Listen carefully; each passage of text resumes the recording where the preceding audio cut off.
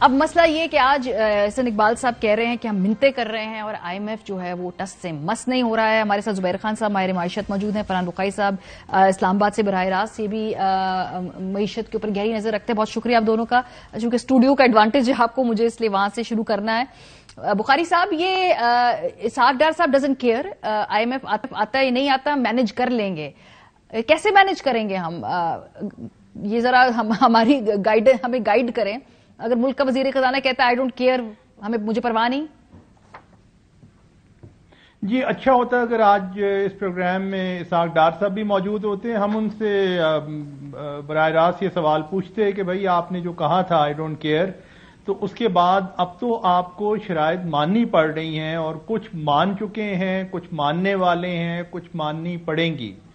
مثلا جس دن جنیوا میں 2 ہفتے پہلے آئی ایم ایف کی ٹیم سے ملے ہیں, اس دن اطلاع تھی کہ ملک میں 70% سے زیادہ نہ صرف یہ ہے کہ گیس کے ٹیرف یا گیس کے ریٹ میں اضافہ ہونے چلا ہے, بلکہ وہ ریٹ جو ہے وہ پچھلے سال جولائی سے اس کا اطلاق ہوگا. یعنی اگلے بلوں پہ آپ تیار ہو جائیں.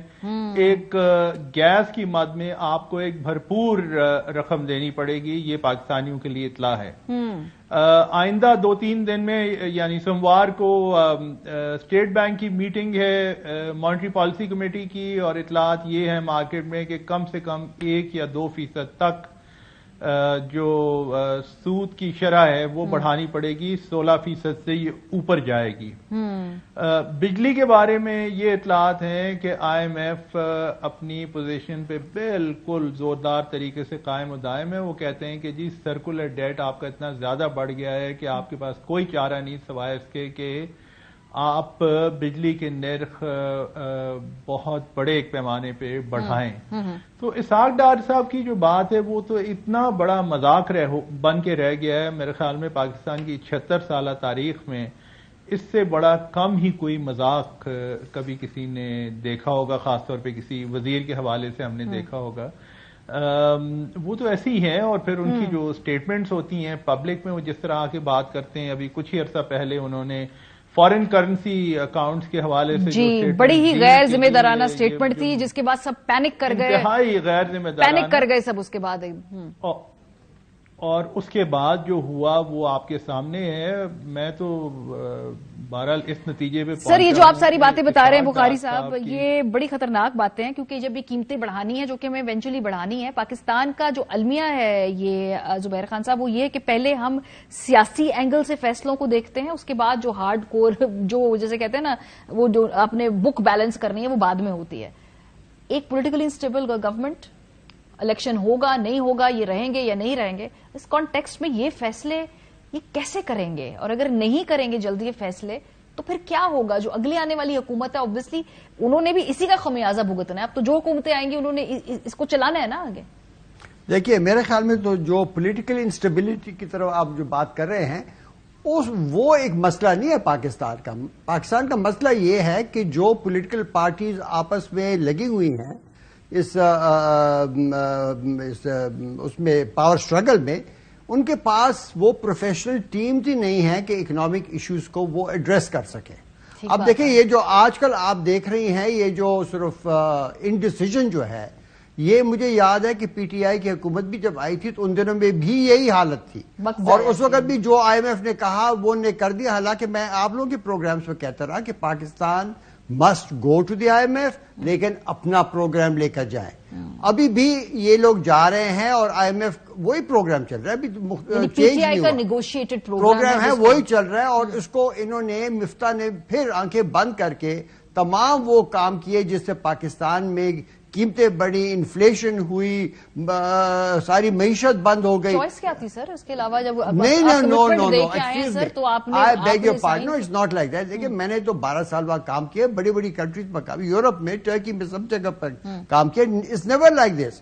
آپ نے ایک پروفیشنل آرگومنٹس لے کے جانا ہوتا. ابھی آپ نے وہ ہمیں دکھائے کلپس, یہ نہ منتوں سے ہوتا ہے اور نہ ہی بھڑکے مارنے سے ہوتا ہے. یہاں پر آپ نے پروفیشنل اکنامکس آرگیومنٹس لے کے جانا ہوتا ہے کہ واٹ از یور آلٹرنیٹو. میں آپ کو ذرا ایک چھوٹی سی مثال دے دوں کہ یہ جو کہہ رہے ہیں کہ بجلی کی نرخیں آپ بڑھائیں, وہ اس لیے کہ آپ کے ہاں 22% آپ کے لاسز ہیں. ٹھیک بات. تو وہ جو خسارہ ہے وہ جب یہ لوگ کم کرنے کو تیار نہیں ہیں تو وہ کہتے ہیں اچھا یہ پھر آپ قیمت بڑھائیں.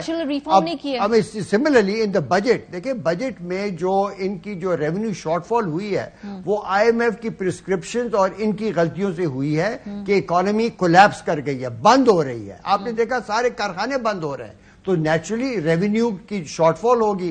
جب ریونیو کی شارٹ فال ہوگی وہ کہیں گے آپ نئے ٹیکسز لگائیں, جبکہ جو مسئلہ ہے وہ یہ ہے کہ یہ چونکہ الیکشن موڈ میں ہے, میں بار بار یہ کہہ رہا ہوں, جب یہ چونکہ ساری پارٹیز الیکشن موڈ میں یہ خرچے کرنا چاہ رہے ہیں. پنجاب گورنمنٹ میں بھی ہم نے دیکھا کتنے خرچے ہوئے اور یہاں بھی ہم دیکھ رہے ہیں کہ کس طریقے سے خرچے ہو رہے ہیں. تو یہ جو ریفارمز کی اب بات کر رہے ہیں نا وہ کہتے ہیں اب یہ بخاری صاحب آپ کو میں واپس اس بحث میں لے کر آتی ہوں کہ اب یہ کہہ رہے ہیں جی کہ پیسے جو پوری دنیا میں پلیج کیے ہیں اور ابھی جو کچھ رول اوور بھی کر رہے ہیں ہمارے جو قرضے جو دوست ممالک, لیکن ایک بڑی ہی اسٹرانگ میسج جو ہر جگہ سے ہمیں آ رہا ہے وہ ہے کہ جی سب سے پہلے تو آپ ریفارم کریں, بیکاز یہ پیسے جو بھی آتے ہیں ہم اپنے لوگوں کو بھی ٹیکس لگا کر ہم اپنے لوگوں کو بھی ٹیکس لگاتے ہیں, آپ اپنے لوگوں کے اوپر کیوں نہیں ٹیکس لگا رہے, آپ کیوں پہلے اپنے انٹرنل ریکوریز کیوں نہیں کر رہے ہیں. اور اس مرتبہ سارا کچھ آئی ایم ایف کے پروگرام سے مشروط ہے, تو یہ جو ان کو یہ پلیجز ہو رہی ہیں جن کو یقین دہانیاں ہو رہی ہیں, کیا ایکچولی آپ سمجھتے ہیں کہ یہ جو سب کچھ ہے یہ آنے والے اس فسکل ایئر کے اندر ان کو کشن ملے گا, یہ پیسے آئیں گے؟ اسٹیٹ بینک کے گورنر کہہ رہے ہیں کہ جی ڈالر آنے والے ہیں, یہ کہاں سے آنے والے ہیں ڈالر جو آ رہے ہیں؟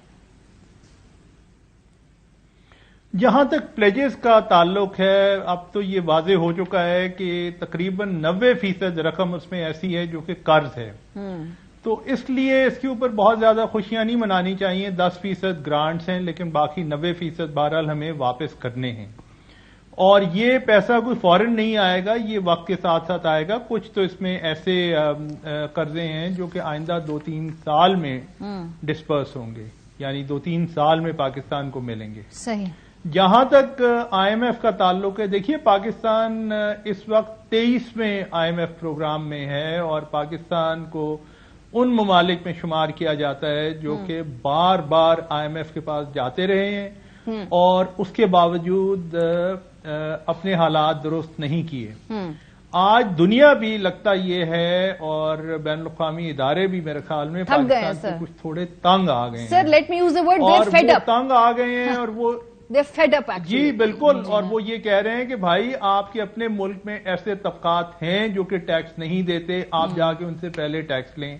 اچھا, پھر دوسرا جو معاملہ ہے وہ یہ سرکولر ڈیٹ کا ہے. اتنا بڑا یہ بالکل دیو قامت ایک صورتحال بن گئی ہے جو کہ پاکستان کے لیے اس وقت بہت بڑا ایک معاشی خطرہ ہے. صحیح. اس کو آپ ریزالو کریں. پھر آپ کے پبلک سیکٹر میں آپ دیکھ لیجئے, آپ پبلک سیکٹر کی اٹھا کے کوئی کمپنی آپ دیکھ لیں, چاہے وہ پی آئی اے ہو, چاہے وہ اسٹیل مل ہو, چاہے کوئی اور ہو, یہ ساری کی ساری کمپنیز جو ہیں زیادہ تر اس وقت نقصان میں جا رہی ہیں. ٹھیک ہے. اور وہاں پہ کوالٹی آف سروس وقت کے ساتھ ساتھ گری ہے. پی آئی اے ایک زمانے میں ہم بڑی خوشی سے یہ پی آئی اے دیٹ واز 60s, اس کو بھی تقریباً 60 سال گزر گئے ہیں. 60 سال گزر گئے ہیں, اس کو بھی 40 سے بھی زیادہ 60 سال گزر گئے. جی بالکل, لیکن آج شرمندگی ہوتی ہے پی آئی اے کے بارے میں. بخاری صاحب یہ جو آپ بات کہہ رہے ہیں, مجھے اس بحث کو تھوڑا سمیٹنا ہے, آپ کی طرف آؤں گی. آخری جو سوال ہے زبیر خان صاحب, یہ جو یہ نئی تجویز فلوٹ کی جا رہی ہے کہ چونکہ ابھی اس وقت معاشی طور پہ حالات ایسے ہیں کہ کوئی بھی سخت فیصلہ نہیں کرنا چاہ رہا, تو تمام سیاسی جماعتیں ٹیبل پہ بیٹھیں, تمام stake holders including the establishment کچھ رول آف دا گیم طے کر لیں, اس پہ اگری کریں, اور وہ ایک چارٹر ہو, وہ پھر سائن ہو, اس کے بعد آگے جائیں الیکشن کے اندر, اس کے بعد جائیں اگلی جو بھی حکومت ہے اس نے جو فیصلے کرنے ہیں. جی دیکھیے, جتنی بھی سیاسی پارٹیز ہیں ان میں سے کسی کے پاس اکنامک ٹیم نہیں ہے. میں پھر سے وہی آتا ہوں, تو ان کے پاس they don't have economic solution. لیکن یہ اگر مل کر یہ فیصلہ کر لیں کہ ہم ابھی فی الحال انٹرم پیریڈ میں ایک پروفیشنل اکنامک ٹیم کو حوالے کرتے ہیں اور ان کو یہ اجازت دیتے ہیں, حالانکہ اس لیے کہ انٹرم پیریڈ میں میجر فیصلے کرنے کی میرے خیال میں کچھ اس کے اوپر ریسٹرکشنز ہیں کہ وہ کم از کم ہمارے لیے ایک نیا اکنامک پروگرام ڈیزائن کریں تاکہ بعد میں الیکشن کے بعد جو بھی آئے گا وہ اس کو آگے لے کے جا سکے جس میں ملک کے مفاد ہو.